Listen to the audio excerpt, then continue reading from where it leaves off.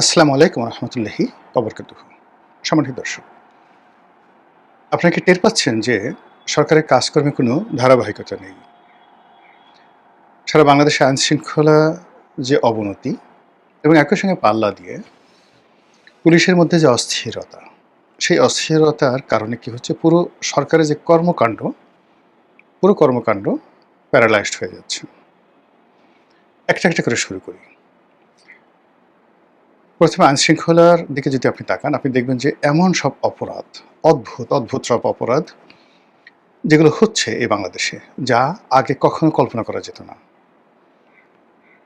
চাঁদাবাজি হোক কিংবা পাওনা টাকা আদায়ের জন্য হোক, বরিশালে যে ঘটনাটি ঘটেছে, একজন ভুক্তভোগী বয়স্ক মানুষ তার অন্ডকোষ চেপে ধরে তার সঙ্গে যে নির্মম এবং নিষ্ঠুর আচরণ করা হয়েছে, গালাগালি, মানে একটা অপ্রতিরোধ্য অবস্থা। মানে এরকম দুঃসাহস, উগ্রবাদী আচরণ, জঙ্গিবাদী আচরণ আমরা এই বাংলাতে কখনো দেখিনি। এরপরে ধরুন, এই যে কি একটা কমব্যাক্ট অপারেশন নামে কি একটা সংগঠন করেছে, যাত্রাবাড়িতে তারা কুম্ফু ক্যারাত শেখাচ্ছিল, এদেরকে পুলিশ ধরেছে।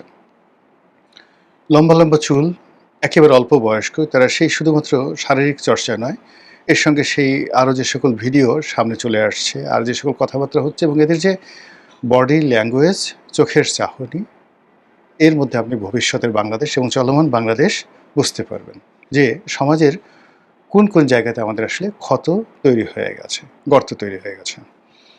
এদের পক্ষে এক শ্রেণীর লোক কথা বলছে, আর এদের বিপক্ষে রাষ্ট্র, সরকার, বিএনপি অন্য কথা বলছে। আর দেশের বাইরে এই দৃশ্যগুলো নিয়ে যে চলচ্চিত্র তৈরি হচ্ছে, যা কিনা পুরো রাষ্ট্র ব্যবস্থা, রাষ্ট্রীয় কাঠামো, নতুন সরকারের যে স্থিতি অবস্থা, সব কিছু প্রশ্নের মুখে ফেলে দিয়েছে। আপনি যদি আইন অঙ্গনে যান, সেখানে গিয়ে দেখবেন যে সুপ্রিম কোর্টে, যেটা বার কাউন্সিল বলেন, বাংলাদেশ বার কাউন্সিল, কিংবা ধরুন অ্যাটর্নি জেনারেলের অফিস, তারপরে সেখানে সরকার দলীয় আইনজীবী যারা আছেন, তারা, এদের মধ্যে যে অন্তর্কলহ, দ্বন্দ্ব, সংঘাত, বিবাদ, বিসংবাদ, সব কিছু এত চরম আকার ধারণ করেছে, যার ফলে উচ্চ আদালত থেকে নিম্ন আদালতের পুরো বিচার ব্যবস্থা এতটা মারাত্মকভাবে বিঘ্নিত হচ্ছে, যেটি ইতিপূর্বে কখনো হতো না। এমনি ইনুর জমানাতে প্রায় সকল বিচারালয় একেবারে নেহায়েত শুধু তারিখ পরিবর্তন করার, নতুন একটা তারিখ দেওয়া, এই কাজের মধ্যেই তাদের দৈনন্দিন কর্মপরিধি তারা সীমাবদ্ধ রেখেছে। গুরুত্বপূর্ণ সিদ্ধান্তে দেওয়া, কোনো মামলা নিষ্পত্তি করা, ঝুঁকি নেওয়া, এই জিনিসগুলো আসলে আইন আদালতে গত 18 মাসে, অর্থাৎ ইনুর জমানাতে যেটা হয়নি, সেটি এই বিএনপির জমানাতে এসেও হচ্ছে না। অধিকাংশ এখানে যে সকল দুর্নাম, বদনাম, ঘুষ, দুর্নীতি, অনিয়ম, মারামারি, কাটাকাটি, যা কিছু শোনা যাচ্ছে, যা কিনা আমাদের পুরো সিস্টেম, তার মধ্যে একটা কলঙ্ক তৈরি করে ফেলেছে।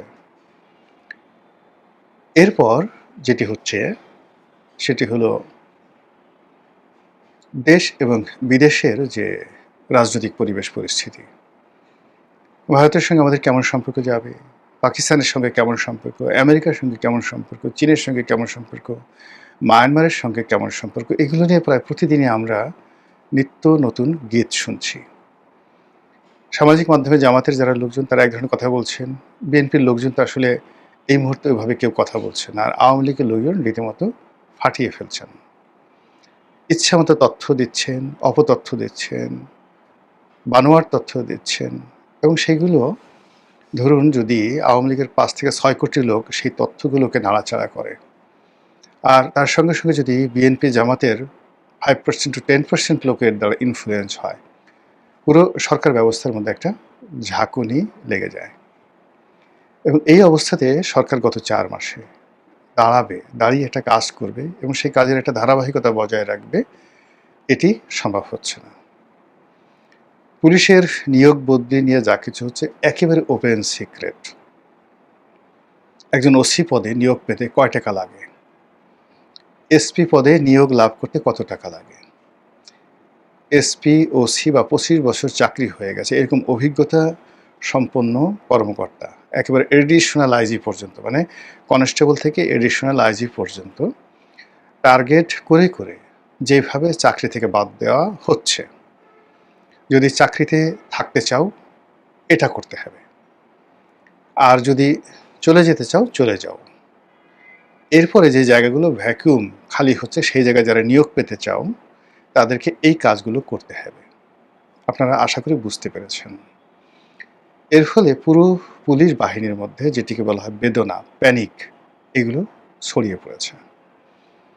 ইউনূস জমানাতে যে সকল জামাতপন্থী কর্মকর্তারা নিয়োগ লাভ করেছেন তাদের একটা বিরাট অংশ আলটিমেটলি চাকরিচ্যুত হয়েছেন, অথবা এমন একটা জায়গাতে তাদেরকে ওএসডি করে বসিয়ে দেওয়া হয়েছে যেখানে বসে বসে তারা ঘোড়ার ডিম প্রসব করছেন। আওয়ামী লীগের যারা লোকজন আছেন তারা তো আগেই ঝেঁটিয়ে তাদেরকে বিদায় করে দেওয়া হয়েছে। এরপর এই সাম্প্রতিক সময় আওয়ামী লীগ ট্যাগ দিয়ে, জামাত ট্যাগ দিয়ে বা অন্য কোনো যাকে বলে অভিযোগ তাদের বিরুদ্ধে এনে পাইকারি হারে যেভাবে অবসর দেওয়া হচ্ছে, নিয়োগ বদলির খড়গ যাদের উপর পড়ছে, আর এর পেছনে যে সকল লেনদেন হচ্ছে বা লেনদেনের অভিযোগ হচ্ছে, সব মিলিয়ে পুরো পুলিশ বাহিনী তছনছ। একই অবস্থা সেক্রেটারিয়েটে, সচিবালয়, এমনকি সেনাবাহিনীতে যে সকল ভূতাপেক্ষা নিয়োগ হচ্ছে, যাদেরকে অবসরে চলে গেছেন এরকম অনেক কর্মকর্তাদেরকে যেভাবে প্রমোশন দিয়ে তাদেরকে মানে বেতন ভাতা সকল রাষ্ট্রীয় সুযোগ সুবিধা দেওয়া হচ্ছে, আমি আসলে এই ধরনের কোনো কথাবার্তা কখনো শুনিনি। ফলে কি হলো, এখন যদি আপনি 73 থেকে এই ধারাবাহিকতা টানতে থাকেন, পুরো বাহিনীর মধ্যে যা কিছু হবে এটা যে কোথায় গিয়ে শেষ হবে এবং বর্তমান প্রধানমন্ত্রী বা তার যারা ক্যাবিনেট তারা কিভাবে এটা সামাল দিবে আমার মাথায় একেবারে ঢুকছে না। অন্যদিকে অর্থনীতির যে সূচকগুলো আছে সেই সূচকগুলো সোজা না করে, ব্যবসা বান্ধব না করে যা কিছু করা হচ্ছে তাতে করে পুরো পরিস্থিতি মানে এলোমেলো হয়ে যাচ্ছে।